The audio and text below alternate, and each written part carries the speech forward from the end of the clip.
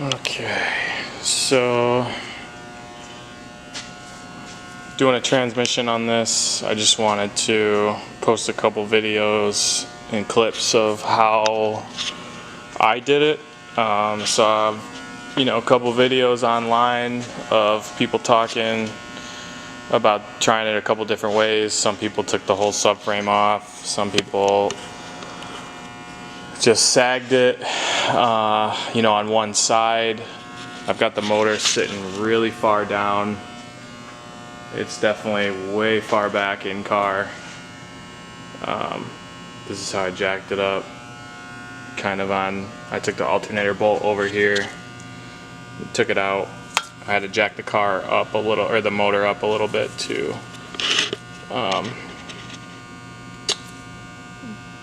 get access to this bolt, because it's so long it wants to hit the AC line. There's not enough room. And then over here I used basically this water outlet, like for the hard pipe for the upper radiator hose. I've got one subframe bolt in right now, so I just want to show you that. It's this one right here. Let's see if I can show you.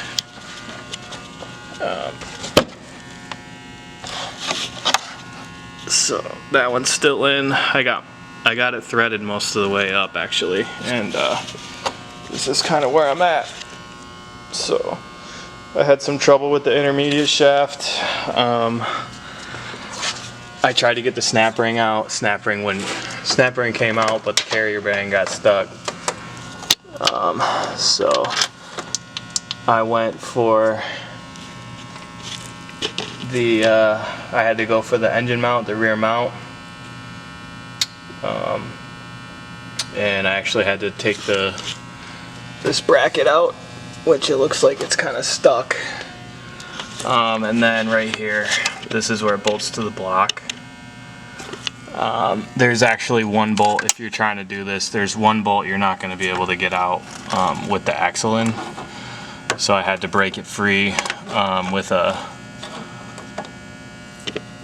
wrench. And obviously when it's all the way out, like it unthreads all the way out, but you've got these dowel pins right there. So I just got to pry that away now that this is basically dropped. I did take, let's see, the intermediate shaft for the steering.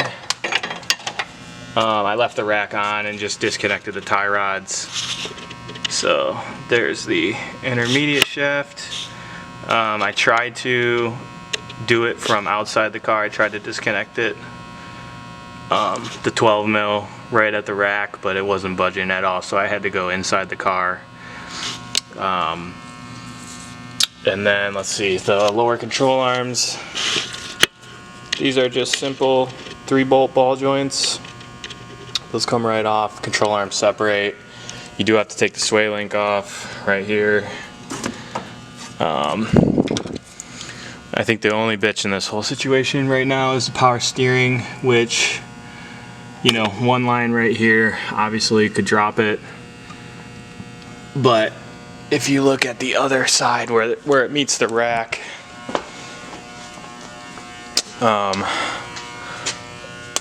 those probably are not gonna come off. So I'm just gonna leave that. I suppose I probably could go for the rack bolts, which are right there, but chances are, I would have to disconnect the sway bar to do so, and the sway bar bolts there's a chance that they would break also. So I'm trying to avoid doing that. So I think what I want to do, I do have a ton of access. The subframe is like literally touching the ground. This tranny looks like it's gonna come right out, so we'll see. This is a 99 ES3. I think it's a U140 transmission. It stopped going into reverse. And I'll show you what the fluid looks like. It looks terrible. Horrible. So yeah, basically you know, little stretch on these lines right here. Let's see,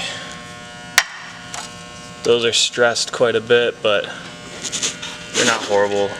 These vacuum lines, they're not bad. I can still wiggle them pretty easy. So yeah, I mean, realistically, just the mid shaft and the steering rack gave me the most trouble. I dropped everything. I had everything ready to come out, and it was getting held up by the intermediate shaft on the rack, and then also the passenger side CV axle was getting hung up a little bit, and the whole rack just dropped like instantly. I had a jack to kind of catch it, but that was what was holding me up. I mean, the rack didn't budge more than a couple inches at first, until the rack let go and the axle, I had to pry a little bit to get it to move, but I think this is going to come out just like this, and yeah, we'll see. One more thing I did want to mention, I had to take off the exhaust and then this front shield, which a lot of these bolts just broke, but whatever. And then when I went for the torque converter, right here, there's this, that probably would not be here on a car that's had exhaust work done, but on the factory pipe, which I think this is, they use these like e-torques, which are like, you need a special socket for. I'll show you what they look like, but yeah, there's two of those holding this this bracket on, which holds the exhaust in, and then once you get this off, this gives you access to the torque converter cover. And then when I was getting the torque converter bolts loose, I had a socket 22 mil on this crank pulley, and then I had to lodge the 1/2 inch socket wrench to get it to stop turning while I was trying to. I had to put two hands on the torque converter bolts to get those to break free. So I actually ended up just, you know, getting this to stay put by actually move the jack like right about here, and just jacked up,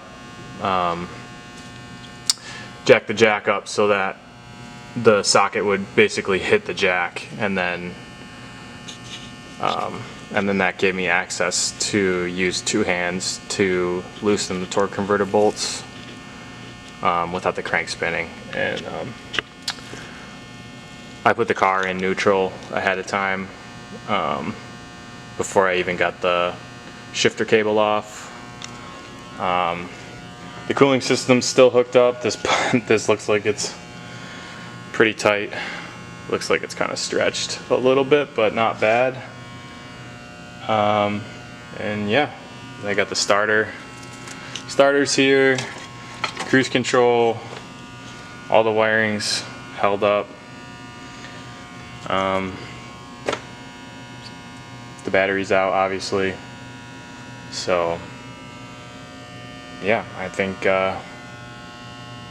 it's ready to come out. We'll see. So basically the plan is to free it up, split the case with the pry bar, and then lower the jack so that the pan basically slides right onto the subframe, and then just slip it right down onto the ground. And then from there, maybe I'll get like a dolly or something to put it on, but I'm actually surprised with how well the subframe ended up sagging down, but I did end up taking 3 bolts out, so I was originally planning on doing 2, but it looks like you've got just enough tension to not, I mean, it doesn't look like anything's really stressed. I mean, like this O2 doesn't look like it's too bad. I mean, from where the connector's sitting, a lot of this stuff looks worse than it is. I mean, I can see if I can get in here and kind of wiggle it.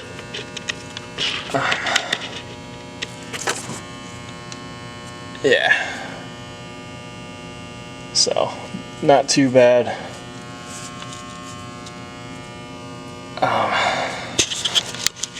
There's a little bit of tension on this guy, but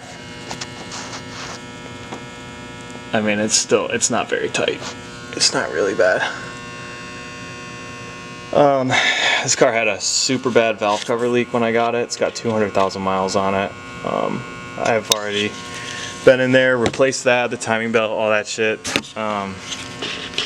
The cranking cam seals. I think when I get the tranny out, I'm gonna go for the oil pan, because that looks like it may have some leakage. A nice axle blew out, that's great. Hopefully that's not the one that's in car right now, but I'm gonna do the rear main. I think that's a good idea while I'm in here. And I did the knock sensor harness. That's a common problem on these things. They typically, you know, the car's like, you know, 20 something years old, so a lot of these connectors are pretty brittle. Did the thermostat, spark plugs, coils, all that fun stuff. I tried to just do the filter and change the fluid on the tranny, but it was, when I bought this car, it wasn't moving until it was warmed up, so I hoped I could get away with just a filter and a fluid flush. I just ended up, you know, doing the 4 quarts or whatever, and it actually worked for a while. It drove fine. And then I got in it one day and reverse just went out, so out it's coming. And yeah, hopefully this goes like I plan it to. Okay, you're gonna want to see this.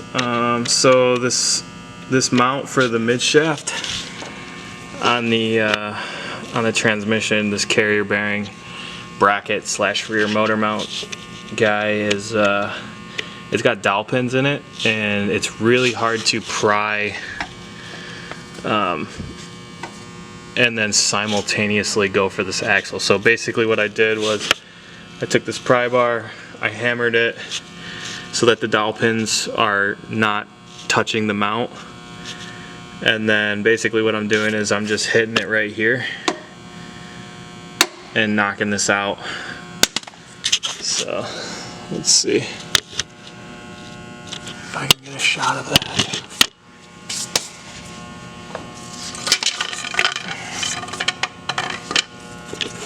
Use the other fucking pry bar too.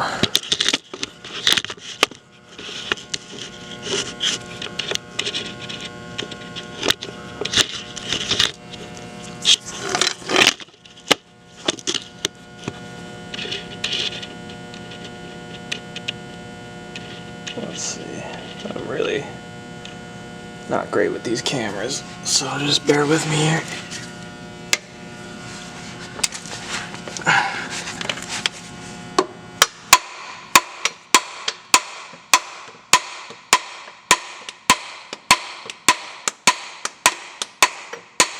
Holy shit.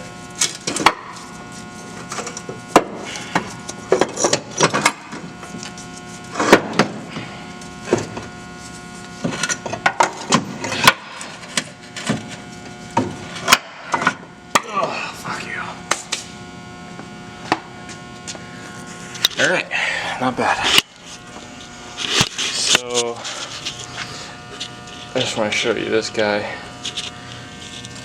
So, I tried to get this, and then I tried to just knock the carrier bearing out. It just wasn't moving. I tried so hard. Actually, I tried smacking it right here, There's just not a ton of access. So basically I went for these after I got the exhaust taken off. Gives you a little bit more access to get under here. And then pretty much what I did was I had to use this guy.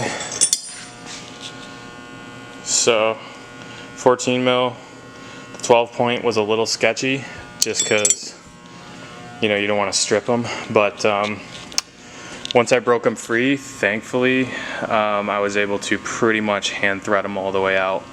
But this is what stops you, is these dowel pins right there and there. And let's see if I can get a shot of those on card there. They come pretty far out, so.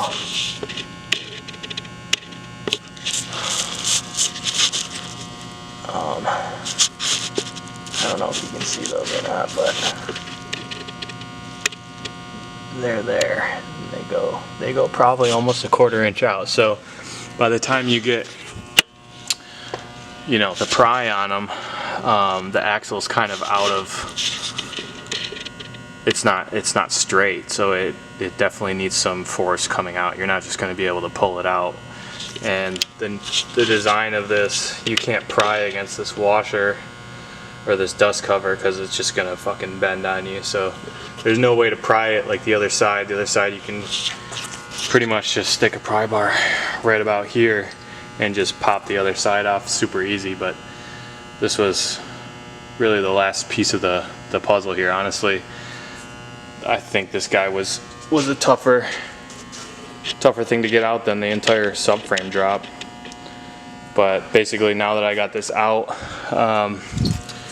I'm hoping I can just, you know, disconnect this, get the carrier bearing out, this whole axle out, and then reinstall the mount and slide it back in easier, hopefully. And then this bracket also, this slips into the subframe, and then there's these studs, which are a pain. I'm just using a chain to hopefully give me a little bit of a handle just in case I need it.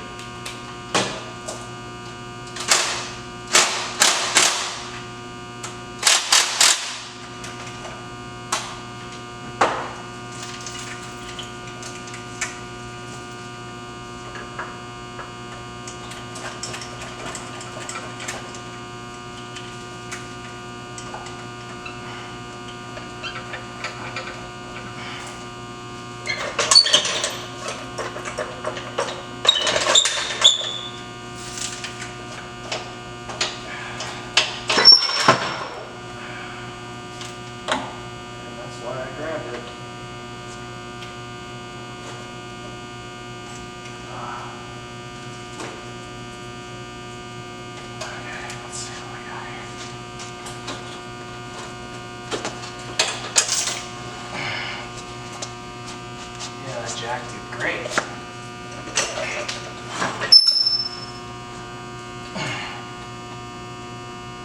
Yeah, perfect. Exactly how I was hoping it would go. Yep.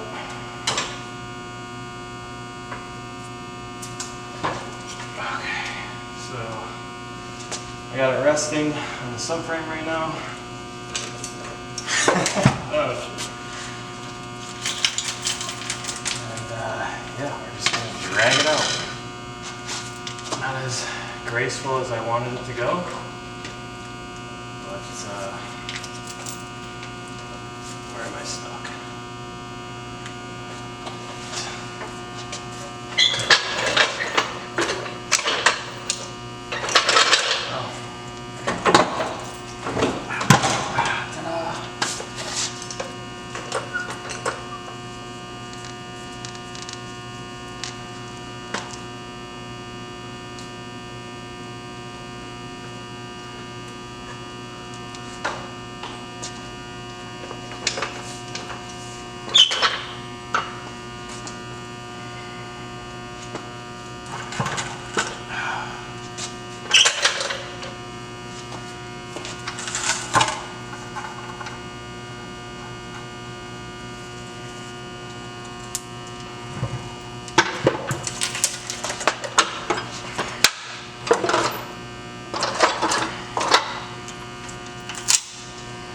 Jesus Christ.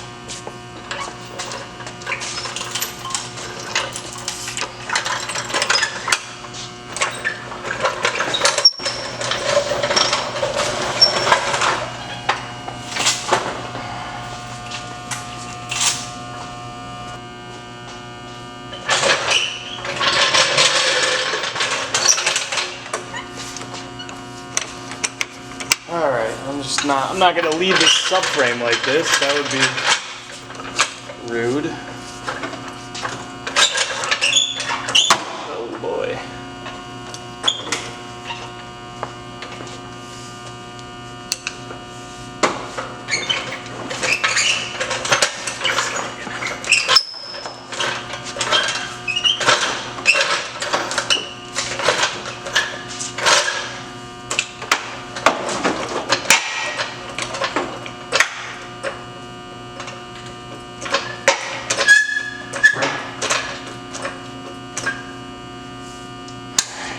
Get this motor back up in the meantime. But yeah, so that wasn't very graceful, but I did give myself just a little handle on this.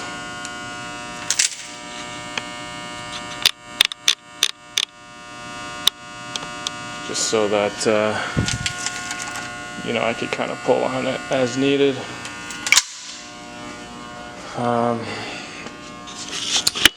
And now I'm just gonna go back up with the subframe, but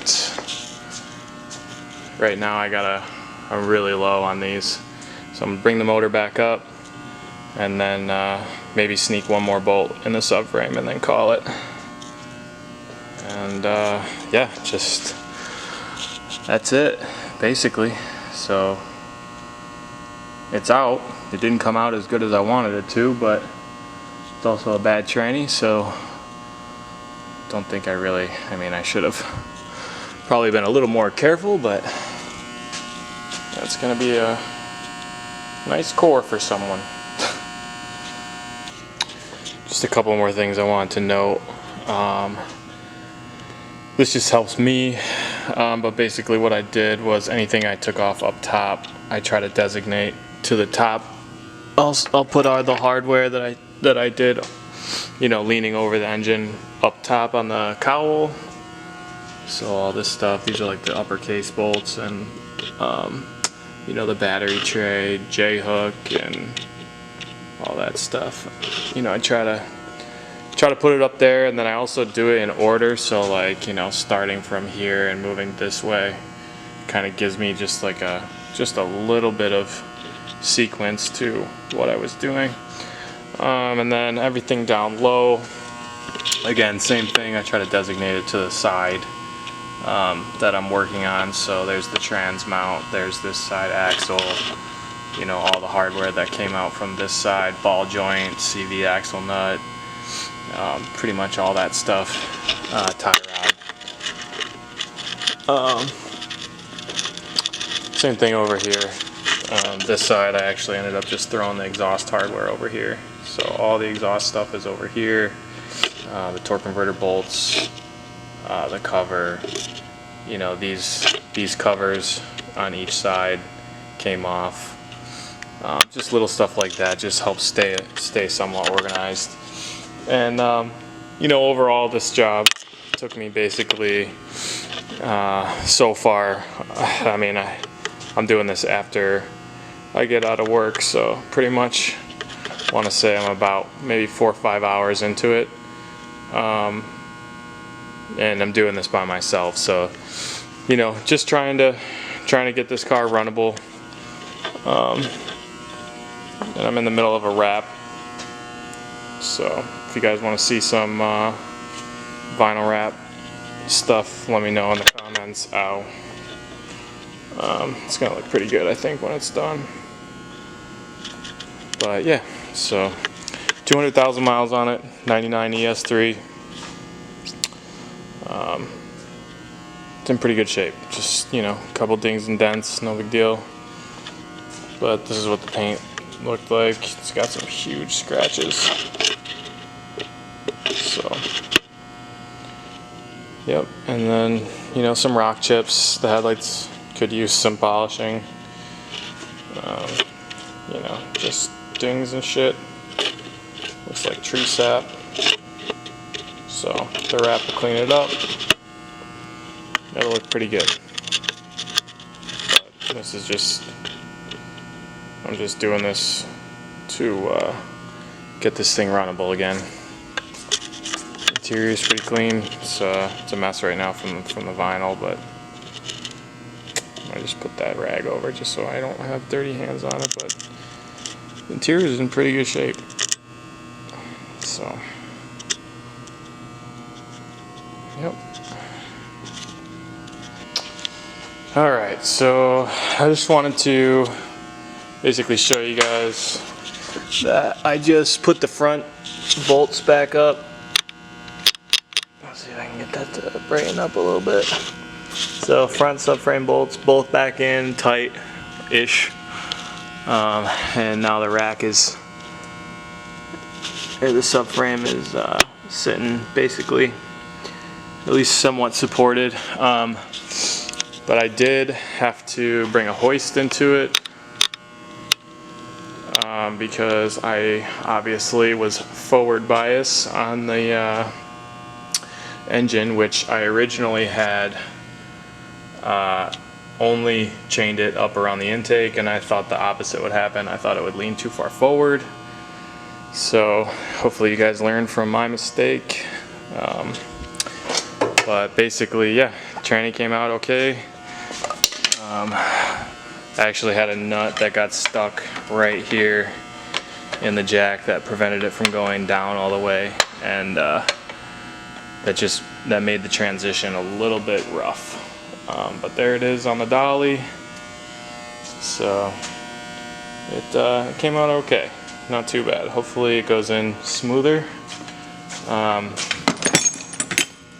would say you probably want a second set of hands going back in, and while I'm in there, I'm gonna probably change the rear main seal, take these guys all off, all those bolts, and then there was a video I saw where one of the guys, it was on a 02 Camry or something like that, he took basically at the bell housing bolts, he took a couple and grinded them down to make them like center dowel pins kind of thing, like locator pins, and that's probably what I'll end up doing just to make it go in a little easier.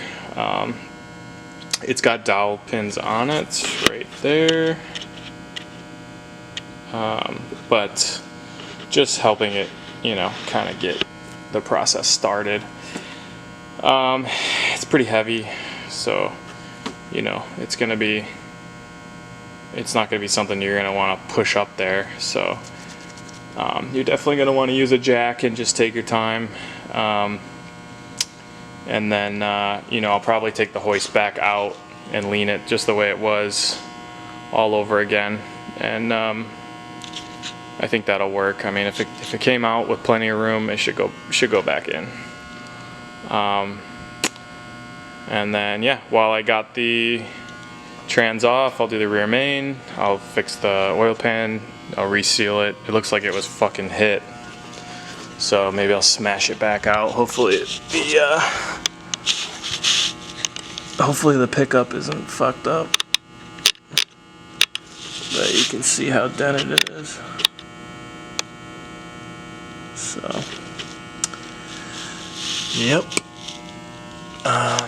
And then I don't know about this guy. Maybe I'll end up reinstalling it just the way it is. I'm not really sure. It's,